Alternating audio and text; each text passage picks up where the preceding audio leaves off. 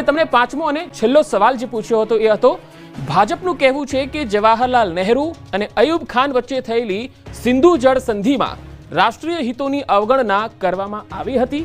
શું તમે આ નિવેદન સાથે સહમત છો? ફરી એક વખત સવાલ, ભાજપનું કહેવું છે કે જવાહરલાલ નહેરુ અને અયુબ ખાન વચ્ચે થયેલી સિંધુ જળ સંધિમાં રાષ્ટ્રીય હિતોની અવગણના કરવામાં આવી હતી. શું તમે આ નિવેદન સાથે સહમત છો? હવે આ સવાલના જવાબમાં અમને જે પ્રતિભાવ રૂપે જવાબ લોકોએ આપ્યા છે એ પ્રમાણે 83.38% લોકોએ કહ્યું છે કે યસ, આ નિવેદન સાથે અમે સહમત છીએ.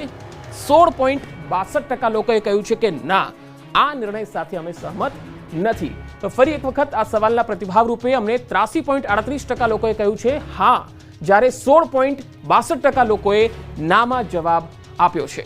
તો ભાજપનું જે કહેવું હતું એ પ્રમાણે જે પ્રતિભાવો મળ્યા છે અહીંયા દેખાય છે. પ્રધાનમંત્રી નરેન્દ્ર મોદીની સરકાર અને તેમના 11 વર્ષનો જે કાર્યકાળ રહ્યો છે એ લોકો જોઈ રહ્યા છે, અને જે રાજનીતિ થઈ રહી છે તેને પણ લોકો સમજી રહ્યા છે, અને એ પ્રમાણે પ્રતિભાવો જે આવી રહ્યા છે એ સ્પષ્ટ કહી રહ્યા છે.